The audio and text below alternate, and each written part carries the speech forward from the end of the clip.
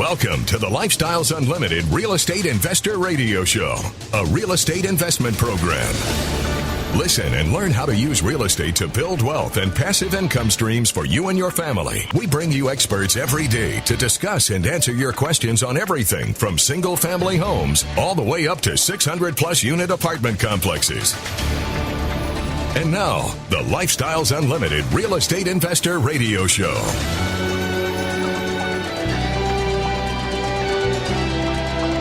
Welcome to the show. My name is Al Gordon, and as always, we're working on your financial freedom. On today's show, I've got a special guest. And I'll tell you what, this gentleman has a really interesting story. See, this is a guy that dedicated a big portion of his life to corporate America. And as a matter of fact, just last month, he exchanged his golden handcuffs for, we'll call it a golden parachute, to walk away from working in corporate America. And one of the things that caused him to do that was he went to his financial planner and he sat down with this person and said, what kind of income would I have if I retired today? And his financial planner looked across the table at him and said, well, you're going to make maybe about $35,000 a year, and you're going to be broke by the time you turn age 77. He also went on to explain to my guest that he, the financial planner, planned to work well into his 70s. And you know what my guest thought? Well, I'll tell you what he thought. This guy can't be any good at investing. And at that point, he made an informed decision to walk away from what he had been doing for many years in his life and to travel down a road that other people don't travel.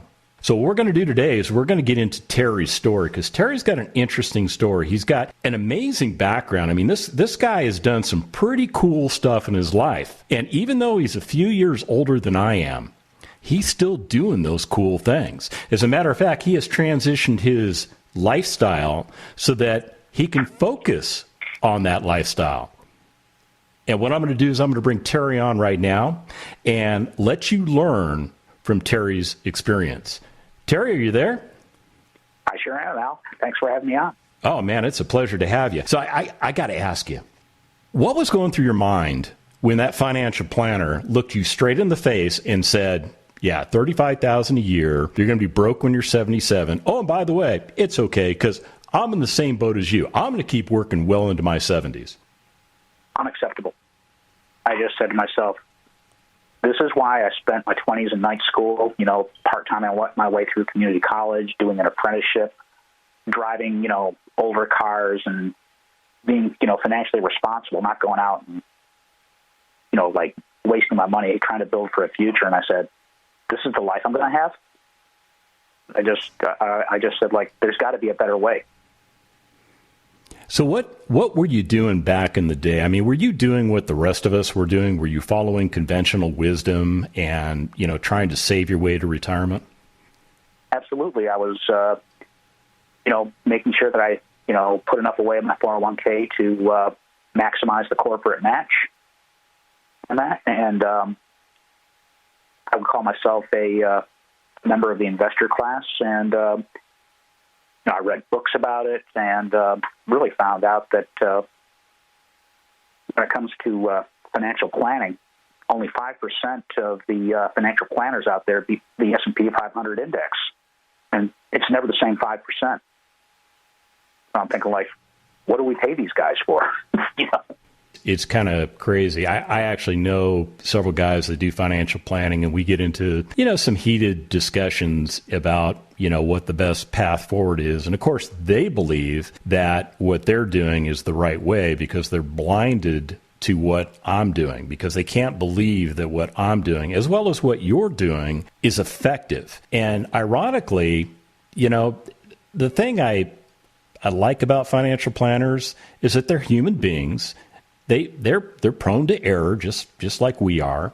Ironically, they're doing the same darn thing everybody else is. They're working 50, 60 or more hours a week, dependent on a paycheck, trying to get to some place in the future and hopefully not run out of money before they die. Yeah, that's the scary part.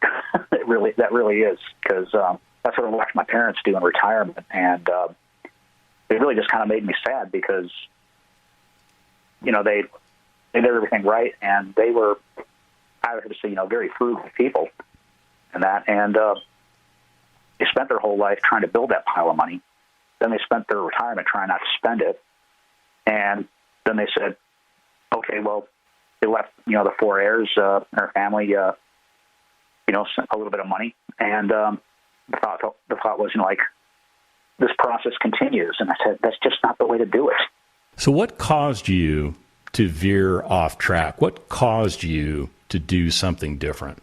Well, it was listening to Dell on the radio every day. I'd be driving home from work, after I'd get up about 3:45 in the morning and drive 40 miles one way to go to work down a really dangerous road in Washington State.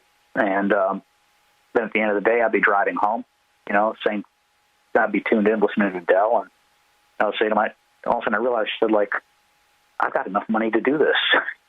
So I had a one-day seminar in Seattle. I went to that, and I went to the 2-day, and I signed up, and really glad I did. Yeah, it's pretty interesting when you come take a listen to what we have to say, and you realize that maybe there's something to it. Maybe there is something to it, and then you pull the trigger and you become a member, and you go through the 2-day Financial Freedom Seminar. And when you go through that event, it absolutely opens your eyes. When we come back from the break, Terry and I are going to talk about what that seminar meant to him. Stick around. You're going to want to hear his answers. It comes a point in time every now and then when the world flips upside down. And during that time, you have to come up with a decision in your life. How are you going to go through this? How are you going to work your way through this process that has no end? So what do? The first thing I need you to understand is that almost every entrepreneur out there makes it big when something bad happens. I tripled my net worth between 2008 and 2010. 10 years straight increase in value. It makes us all look like geniuses when everything goes up for 10 years straight. But now we're at the point where we're going to find out who's good again. And you need to be in there. Because why? Because I tripled my net worth in 2 years. You can do it too, if you know what to do. You need to get into Lifestyles right now. Join us for our free live online workshop. Register at lifestylesunlimitedworkshop.com.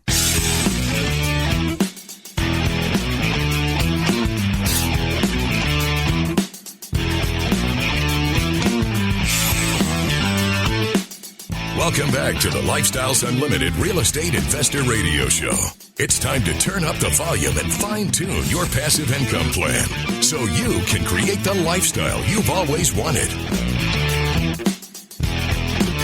So I got to admit to you that during the break, Terry and I were kind of cutting up over some similar experiences that we've had. And the one similar experience that we had was we both went to a 2-day financial freedom seminar offered by Lifestyles Unlimited. That's the core curriculum that everybody goes through when they become a member. It's designed to teach you how to correctly invest into single family and multifamily properties. And ironically, we had the same guy teaching our courses. Now, I wasn't in the same class as Terry. As a matter of fact, I went through the training a little bit before Terry did. But the guy teaching the class, his name is David Fisher. And David Fisher is just a unique dude. He really is. I mean, he's got a background in the Air Force. He got out of the Air Force and went into the self-employment world, and he was working like 80 crazy hours a week. And, when it came time to vacation, he couldn't vacation with the family because he had to be there to operate his stores. And eventually, he wound up selling those stores, and he transitioned into a role as a full-time dad while his wife was serving in the Air Force. And he stumbled across Lifestyles Unlimited and was one of the first members in the San Antonio area to go through the 2-day financial freedom course. Now, fast forward a couple of years, David Fisher is worth, well over $8.8 million last I talked to him. And he is dedicated to teaching our members how to do what we do.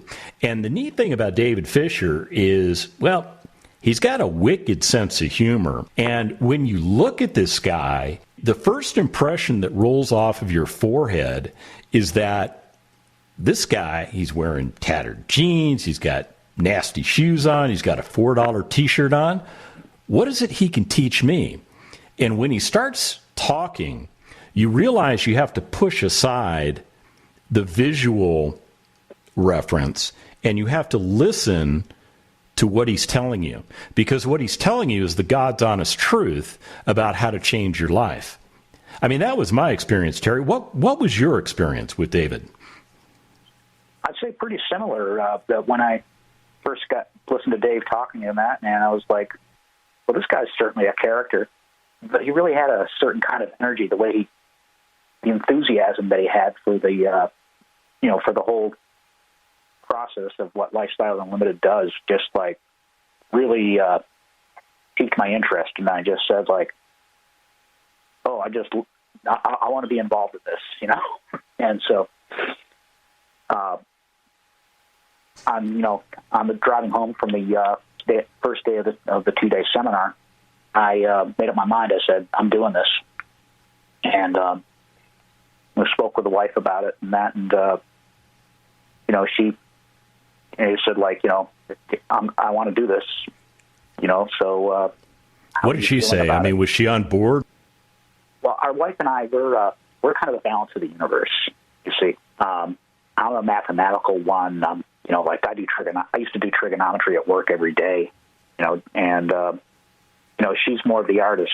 She's a massage therapist. I was a CNC machinist and that. And, so she does beautiful painting and that, but she can't get perspective, so she needs to draw a building or a house or something. I have to get the lines right for her and that. And so she said, well, it all seems to make sense, but she goes, I can't understand the numbers that you're talking about. And I just said, like, this is more money than we've ever thought we could ever have. It truly is. So she was on board with you at that point, or? Well, yeah, she likes the idea of, we kind of have an agreement on money. You see, it's my job to make it, it's her job to spend it. So, you good husband. You are trained well. Thank you.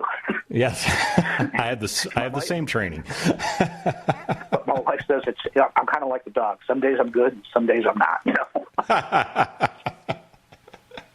So you went through the first day of the seminar, which is focused primarily on the single-family investing. Yep. And you went home, told your wife, okay, this is a path forward that we should travel. But then you went back on day 2. What happened in day 2? Well, day 2 was, they went into the fine points of multifamily and that. And, I had a pretty good idea just, from listening to the radio show for about a year. And that this really went more into the meat and potatoes of the hard numbers and how this whole thing actually works and the approach. And I just love the whole philosophy of coming into a property that was being bought, at the right time, fixing everything, providing people with a really nice place to live in, and being able to charge a fair market price. And, it's kind of like the whole Ayn Rand type of philosophy of objectivism that two people meet together and we have a mutually beneficial agreement that they've got some money, but they need a place to live. I've got a place to rent, and I could use the money, and we both profit. Yeah, it's a good thing. It's a really good thing. So you decided to pass up single family and focus on the multifamily aspect of investing. Yeah, well, that was because, I guess, somebody says, well, you have a lot of money in your 401k plan. Well, that really, it's all going to depend on who I'm hanging around with, You talk to I've got some friends who say that, oh my gosh, you've got a 401k plan, you lucky son of a gun. And then I'll meet somebody else that I knew, like ran into a friend at a class reunion. Then he said, I'm a blue-collar millionaire. You know, that my wife and I invested money in our 401k, and we're both worth over $1 million. You know, I was just like, from looking at that, and let's say one guy has $1 million in a 401k that's going to be paying out maybe, 3%, 3 or 4%, and someone is invested in multifamily units at $500,000, and that's paying out maybe 10%. The guy with $500,000 has really got more cash flow, and also his the value of that property is going to go up. His principal is going to increase. Yeah, it's kind of sad. People, get that impression that, hey, I've got $1 million sitting in my 401k, but they haven't sat down to figure out, how long are they going to work? And when they stop working, they haven't done the math to determine what they can afford to take out of that 401k, because the big unknown for all of us is, when are we going to pass away? When does that date occur? Because in that is a huge variable in the entire equation. Whereas doing what you and I are doing, well, that's a little bit different, because we have assets that are producing passive income for us on a monthly or a quarterly basis, and it's pretty cool. We come back from the break. I'm going to get back into it with Terry. Stick around.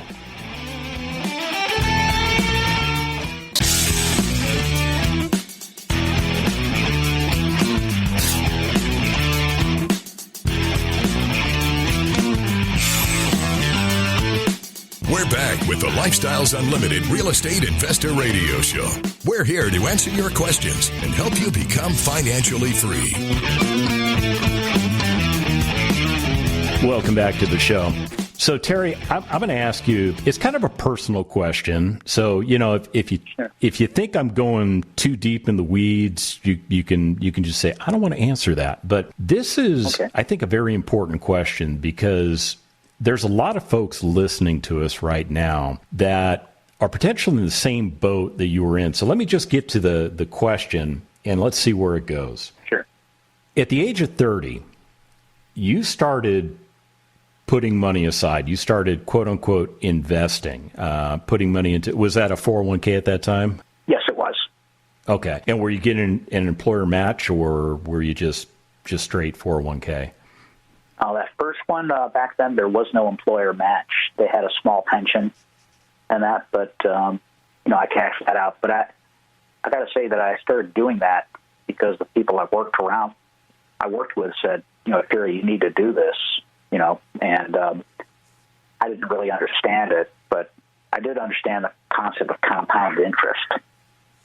So looked at that and I said, well, yeah, this will work, but kind of the herd mentality, you show up, you're bright-eyed and bushy-tailed, and they go, here's a 401k, and you're going, what's that? And the guy next to you puts his arm around you, and he says, this is a good thing, man. This is the path forward. And you go, okay, cool. I'm game. So you start doing what everybody else is doing, right?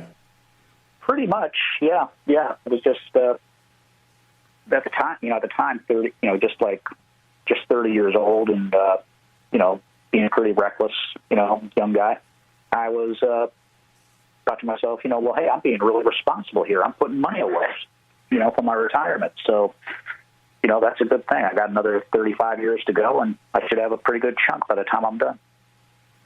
Okay, so here comes the personal question. Okay. At what age did you make the informed decision that you were going to stop doing that? Oh, way later than I should have. I was 63. Wow. It was after a conversation with my financial planner. And I just said, 63 years old, and I'm saying, very often I've looked at it and I said, if only I'd known about this, 10 or 20 years ago, this is what I would have been doing. But I think also, 20 years ago, I probably wouldn't have listened. That's fair. That's fair. I get that. But ironically, you spent 33 years doing what everybody else was doing, and then you woke up one day with that meeting with that financial planner, and you realized that it wasn't working. It really felt like I deserve better than this, after... I agree. Yeah, after being that responsible and that, and then, looking at putting away, definitely, into the six-figure accounts and that, I was saying, like, that's all this gets me. Yeah. Like, no, I said, this money can perform better. I know it can. So what did you do with that 401k? Oh, well, part of my, a lot of my 401k money is still sitting in those accounts at the moment. And that, but I did take and essentially cash some of it out, and that had to pay a pretty substantial tax penalty. So being aware of what tax penalty you're going to have is you need to pay attention to that and figure out, okay, maybe I shouldn't take it all out at this point, or 2021 I'll be able to pull out more money and keep my taxable income, within something reasonable. And that, so yeah, that's the way I do it. Am I on track here? Oh yeah, you're doing great, man. I mean, I'm listening to the audience. Not that I can really hear them, but I'm hearing them scream, "You're nuts! You're crazy! How would you pay the taxes? Why would you pay the penalty? Why did you do that?" It's unavoidable. At some point, you're going to, and it also made more sense that I had to get this money to work, and so I just.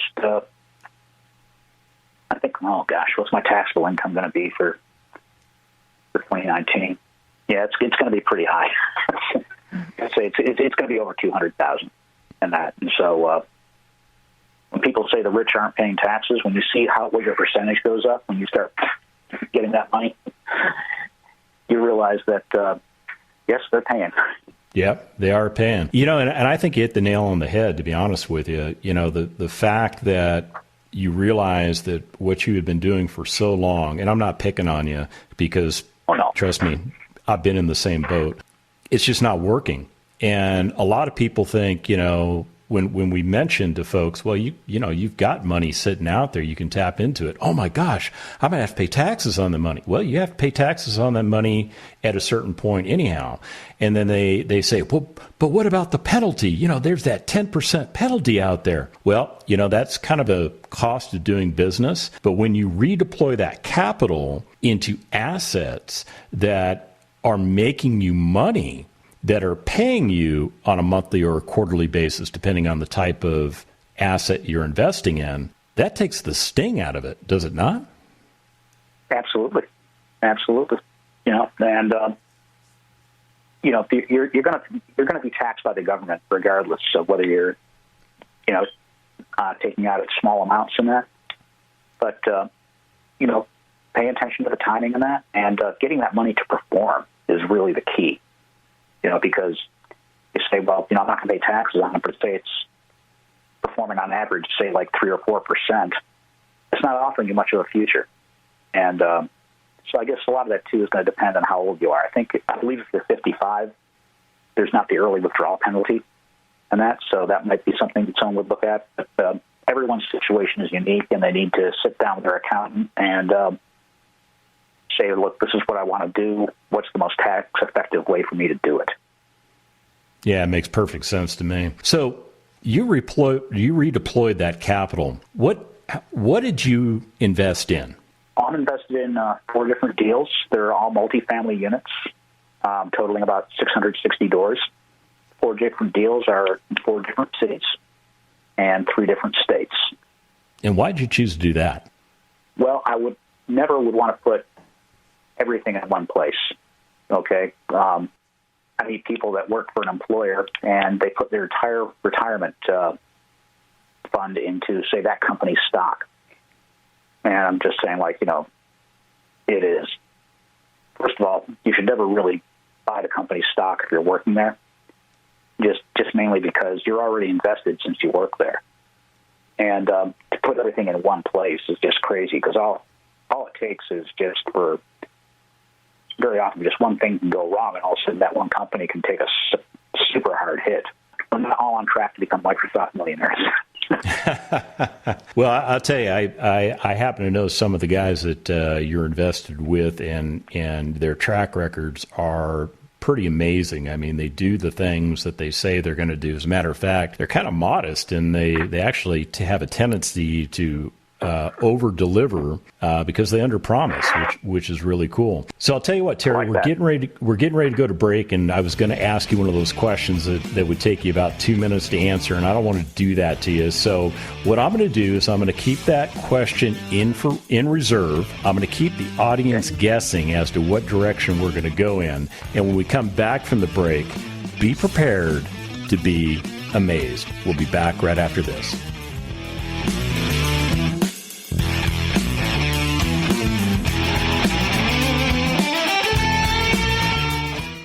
Lifestyles Unlimited Executive Vice President, Business Consultant, and successful real estate investor Lynn Murrow on the critical difference between those who succeed and those who fail. Whether you have a small business, whether you are running a division of a large corporation, whether you're a CEO of a Fortune 100 company listening to us right now, or whether you work for somebody else, you have an area of responsibility and you are presented with a novel challenge by a novel virus that's going on right now. And the key to all of that is keeping your head up and looking for opportunity when what you want to do is curl up in a ball and go to sleep. And that is the critical difference between people who succeed right now and people who fail. Lifestyles Unlimited has been helping people succeed since 1990. Join us for our free online real estate workshop and learn the 7 principles we teach to run our business and provide for our families. Register at lifestylesunlimitedworkshop.com.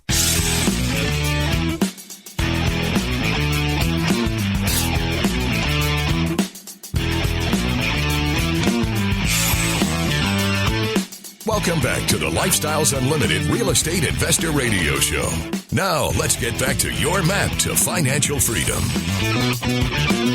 Well, I don't know about you, but I'm having a blast with Terry. And to be honest with you, there's conversations going on in the background between he and I. When you're listening to commercials, he and I were kind of chatting up. And it turns out that he was actually one of the guys that made sure that the Hellfire missile got to its target. And I was sharing with him that I have seen that missile deployed, and I have seen that thing reach out and touch its target. So I just kind of, before we came back from the break, I just said, "You done good." And I think we had a little chuckle and you know, that's the kind of stuff that happens when a couple of Lifestyles Unlimited members get a chance to just hang out. You start finding out cool stuff about each other, and then you start realizing that, you know, there's little pieces of our lives that have, well, they've interconnected at some point. And because Terry and I are, well, we're kind of on the back end of our lives, you know, we can look back and we can chuckle about those things, and then we can talk about real estate investing, which, you know, to be honest with you, is really cool. So Terry, that's where I want to go now. Not to the guidance systems. I want to get into the game plan you have going forward. I mean, you've already taken down 660 units. You're invested across 4 multifamily communities in 4 different cities across 3 different states. So you have diversified within the asset class, which, you know, to be honest with you, that's exactly what I do too. I think that's the smart way to do things. What is the game plan going forward? Because I know you're not stopping there. What's the game plan from here through 2021? Well, for 2021, I expect that my house will be sold, and I'm going to have some cash to take from that non-taxable event and invest it into some more deals. And depending on how timing works for taxes, I've got some more money locked away in the Boeing 401k that I'll be pulling that out, paying the tax penalty, and investing that. Whether I do that all in 2021 or maybe I break it up over 2 years is undecided at this point. But I'll be deploying most of my money, and I'm going to have a healthy cash reserve and just really be enjoying life, figuring out where I want to live. So with the investment strategy that you have going forward, will you be in a position to where you have essentially replaced your income, or maybe a better way to describe it is you'll have enough income coming in that you don't have to worry about the costs associated with living your life? I would say so, yes. Yes, absolutely. That, I'm where I'd be like, say like a multi-millionaire. Eventually, I think it might take, some time for that to happen. But I've got a comfortable life I'm looking at, and watching my assets grow and increase in value while they're generating a cash flow. And that is really the key, that your assets can either increase or decrease, but they're not going to stay the same. Yeah, I'm just kind of reflecting on the fact that here I'm talking to a gentleman who's in his, is it safe to say, early to mid 60s, and he made a change in his life, and that change took him off path to what would have been potentially a miserable existence, and put him on a path to where he's like giddy. He's like, dude, 2021, that's going to be my year. That's going to be the year where everything comes together and I don't have to worry about living my lifestyle. Yeah, that's the beauty of it too, just being able to take and be able to focus on your health. Like at one point I was saying, well, if I had to, I suppose I could go out and find a small trailer park somewhere in the Midwest and live out my retirement there, counting my pennies and every expense. Now it's more or less turned into, I'll be looking at, say, probably buying an ugly girl somewhere out in a mountain state in a small town and doing a full rehab and making that my little retirement home, or at least my first one. Very cool. When he was referencing buying an ugly girl, that's kind of a term that we talk about in the Lifestyles Education Program. We're referencing kind of an ugly house. She knows the term ugly girl. We'll be driving along in the car together. She goes, hey, there's an ugly girl. So, what I think is really absolutely cool is that you've essentially bought your life back. You've been able to walk away from a career, and instead of pinching your pennies, you're focused on living the lifestyle that you've always wanted to live. Absolutely. Managing wealth. So what do you like to do for fun? I mean, do you just sit in the couch with the remote control? What do you like to do? I watch TV later in the day, but I really just love going out, slinging a leg over the dual sport motorcycle, putting some miles on a fire road here in Washington State, or maybe wherever I live. It might be the desert pretty soon, in the Southwest. And I love skiing with my dog. He pulls me on cross-country skis. And that's always a lot of fun. That sounds like a hoot. Oh, you meet some pretty interesting people. I've met, the ski jor people and the dog sled people all hang out at the same place. And it's amazing to see some of those teams run. I mean, just what a sight. See 10 dogs pulling a sled, just having a blast.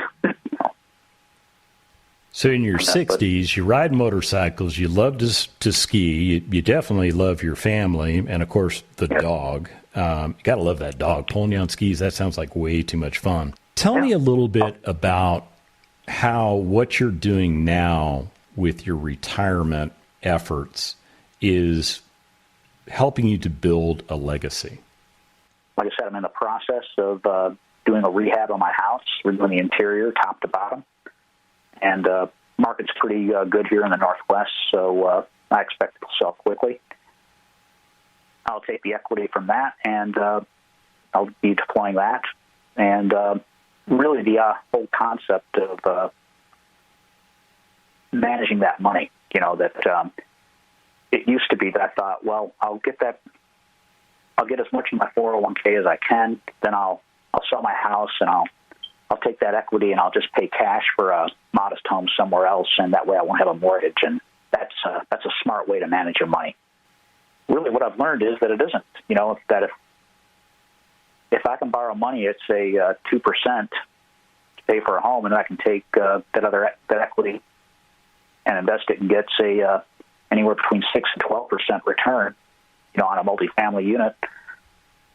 It's smarter really to have that money working as opposed to just sitting in the house. And what about your children? Is there a game plan for them?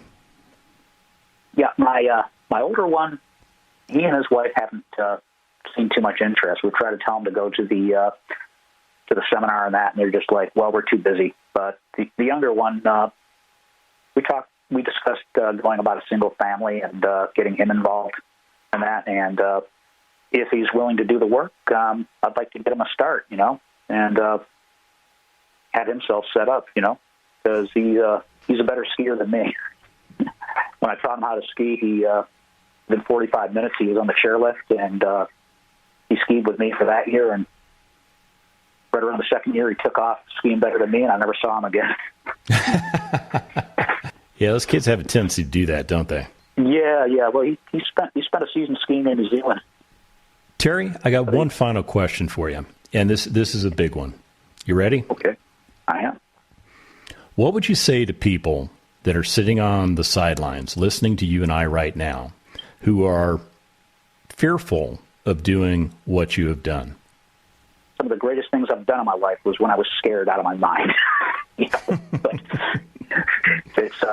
I'll just quote Winston Churchill, if you're going through hell, keep going. Yeah, boy, that's great advice. Terry, we're at the end of the show, and I appreciate your time. I appreciate the fact you're giving back to others and giving them the opportunity to understand that there's a different path to retirement than what they're doing. The Lifestyles Unlimited Real Estate Investor Radio Show is for entertainment purposes only. Please consult a professional regarding your personal investment needs. Nothing presented on the Lifestyles Unlimited Real Estate Investor Radio Show constitutes an endorsement, recommendation, offer, or solicitation to buy or sell any product or security.